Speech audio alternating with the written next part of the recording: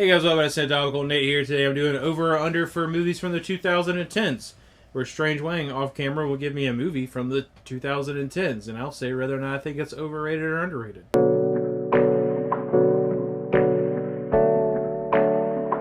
Jurassic World. Jurassic World? That movie's definitely overrated. That movie's garbage. I don't like it at all. I don't like any of the new Jurassic World movies. Jurassic Park is arguably my favorite movie of all time. It's a damn shame that it never got a good sequel. Because, I mean, the thing is like, there definitely was still places to go with Jurassic Park after the first Jurassic Park.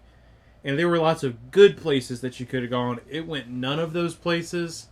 And that just really sucks because it would have been really, really easy to make Jurassic Park one of the, if not the greatest movie franchise of all time. And it is not even close to being in that conversation. So Warrior is incredibly underrated. This is honestly my favorite. This is possibly my favorite sports movie of all time. It's definitely my favorite fighting movie of all time. So that would include boxing, mixed martial arts, street fights, any movie that centers around fighting. This is my favorite fight movie of all time. I also think that this is one of the greatest sports movies of all time. It is such a good movie. Absolutely love it. Incredible cast. People do not talk about Warrior enough, and if you haven't seen it, you should watch it. 8th grade. I think 8th grade's perfectly rated. It's like really, really good. It's a great movie. Awesome directorial debut for Bo Burnham. That movie like means a lot to me. Because while there's lots of stuff that I can't relate to because I'm not a girl, there are still lots of aspects that I can relate to because when I was in 8th grade, I was pretty similar to her character in that I just like was not in that like super popular crowd, but like didn't really know what I was. So I really appreciate that movie. I really like it a lot. And I want to rewatch it. I haven't rewatched 8th grade in a really long time. Get Out. Oh, I mean, Get Out is... I think Get Out's perfectly rated. It's one of the best movies, definitely of the 2010s. One of the best movies of the last 10 or 15 years. I think it gets all the respect it deserves. I think it set Jordan Peele up in a lot of good ways, but I think it also set him up because a lot of people were like, oh, he's going to be the next like big name in horror. And I think he's actually kind of just drifting away from being that guy, which I personally respect. I loved. Damn, I'm blanking. What's the movie that just came out? Nope, yeah. I love Nope. I hope he continues his series of one-word movie names. But Get Out is an incredible film, and I think that it is seen as such. So perfectly rated. Guava Island. Guava Island is definitely underrated because no one has seen that movie. But it's on Amazon or Hulu? Amazon. Yeah, it's on Amazon Prime. It's a Prime movie. It is less than an hour long. Go watch that movie. It is incredibly good. It has something to say. The music in it is incredible. It's a Donald Glover thing. Or Childish Gambino if you do not know who that is. But it's really, really good. You should absolutely watch Guava Island. Incredible movie. It's so funny. Coming to America's one of the biggest songs of that year, and no one's heard about that movie. Oh, right, yeah. Mid-90s. I gotta say mid-90s is underrated, and it's just, again, because hardly anyone has seen that movie. I understand that it is not your big blockbuster. It's not a very flashy movie. But if you were alive during any part of the 90s and you remember any part of the 90s, you should absolutely watch this movie. It does a great job of like kind of encapsulating a cultural vibe of like a subsection of society that existed at that point in time. It is incredibly heartwarming. The movie doesn't always feel like it has a message, but then you just get like these 1 or 2 points of dialogue that are usually from the same character, who is like kind of the mentorish role for the main character. And when he says these lines, There are just other parts of the movie that were like, that, yes, this is what this movie is about. It is fantastic. You should definitely go watch Mid-90s. It is very underrated, and I wish more people would see it. Solo, a Star Wars story. That movie is definitely underrated. And the reason I say that's underrated, it's not like, and it's definitely not the best Star Wars movie, but people shit on it. Like, and it's not without its faults. I mean, I'm certainly not saying that, but Solo is just incredibly fun. Like, that is just an incredibly fun movie. Super enjoyable theater experience for me. We did not need a Han Solo backstory. To be completely honest with you, I still kind of wish that we just didn't, but we did, and what we got out of it was just a really, really fun movie about the scum of the galaxy. So, big fan. Ted. Ted is overrated, and I really don't think there's that many people talking about Ted anymore, but when Ted came out, like, I heard about it all the time. Like, clips from it were all over the internet for the longest time. People were just, like, singing the Thunder Buddies song because they thought it was hilarious. I think that brand of comedy is, like, dying out now, and I'm not upset about it, but I think there's still a lot of people who, if you were like, hey, do you remember Ted? They would just get super stoked about it and start quoting things from it. I'm not gonna lie, I liked the movie. I thought it was pretty funny, but movies like that sometimes tend to, like, not get worshipped, but they just get blown out of proportion by, I don't know what the word I want to use is. People who maybe necessarily don't have a super broad knowledge of film. The mass audience. I'm glad they enjoyed it, but that movie's overrated. The Grand Budapest Hotel. Honestly, I would say every Wes Anderson movie is underrated because he just isn't like...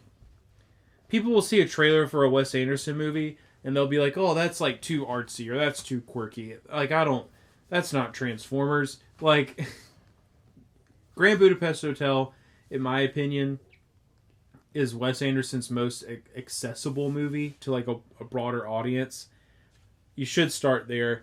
That movie is incredibly heartwarming. It's so fun. It is quirky and it is really stylistic. And like, there is a shit ton of pink and purple in the movie. Who cares? It is funny. Like, it is endearing.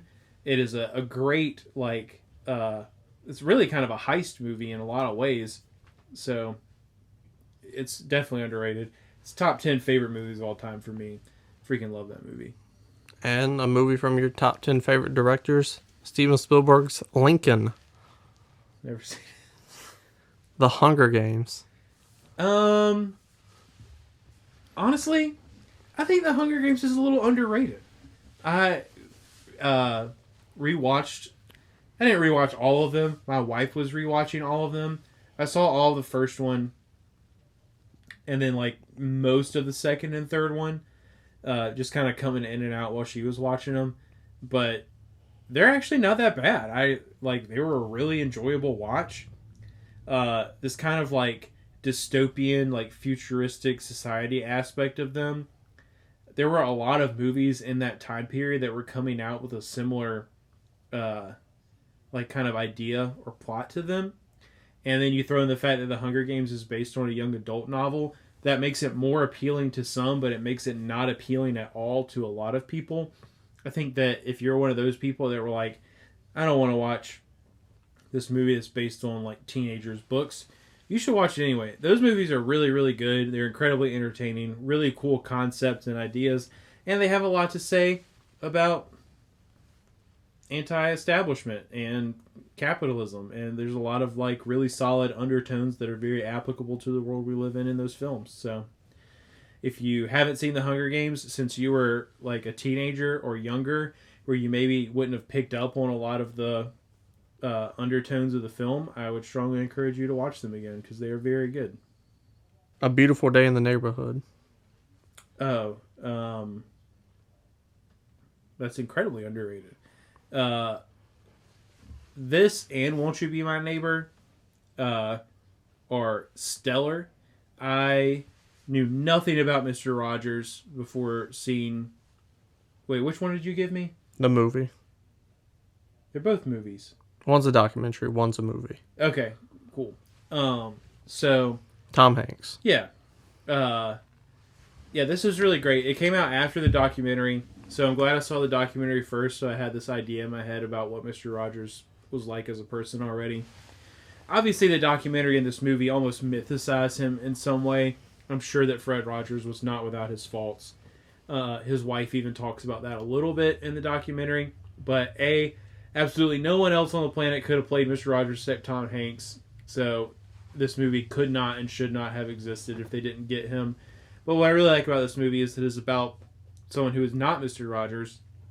It's about someone whose life was affected by him while they were trying as hard as they could to find something negative about him. It has a lot of father-son stuff in it, which I definitely love that. It's incredibly heartwarming, super endearing. The way they shoot some of the scenes, they get like a little bit like trippy or stylistic with it, which is really great for this film because this film is packed with substance. So the sort of stylized shots, like the close-up of him getting punched in the face, or where they switch to the puppets for a little bit, it really breaks up this film really, really well, in my opinion, and adds like an interesting visual level to it. And again, it's just a movie I don't think a lot of people saw, and they really should have, because honestly, learning more about Mr. Rogers, and especially if you watch the documentary too, can kind of change your perspective and make you a better person. So you should definitely watch those movies. Your penultimate movie, The Dark Knight Rises. I think that movie's a little underrated. It's not. It's way too long. There's definitely some stuff in it that could have been cut, but I don't think that movie's bad. And that's the only reason that I think it's underrated, is because so many people are like, the movie's trash, the movie sucks, blah blah blah. That movie's it's fine. It's not a bad movie. It's not a great movie. It's definitely not The Dark Knight, but it's not a bad movie. So underrated. That movie sucks, dude. Nah. This movie doesn't. Your last movie, Honey Boy. See, you're doing this thing where it's like you keep giving me all these movies where I have the same answer for them. That's fine. Broken record again, but I want people to know about this movie. There was 3 movies. You know the 3. Yeah. I put them on there because I want people to know about them. The 7 people who watch this, hopefully you watch these movies that I'm telling you should go. Hey, it's been 12 lately. But yeah, Honey Boy, it's underrated. I don't know or care what your thoughts of Shia LaBeouf are. He is incredible in this movie. This movie, I think, is really, really important to him. But it is a great coming-of-age movie. It's a great movie about the effects that parenting can have on you. It's a great movie about the effects of child stardom. Great performance from Lucas Hedges as well.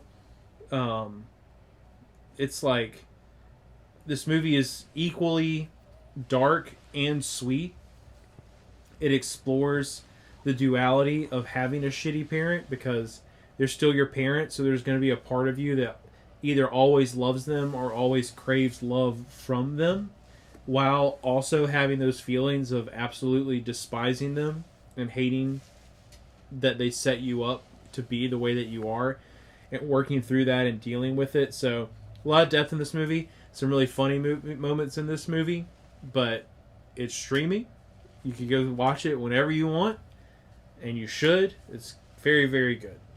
And then you should go read the interviews that Shia LaBeouf did after the movie, because I think he's lying, and I think he backtracked because he didn't want to deal with his dad being pissed at him. But that's what I think about those movies. Let me know what you think about them down in the comment section below. If you haven't seen some of those movies, you should go watch them, because some of them are very good. Scroll back up, hit the like button, and subscribe. It's not a game, it's a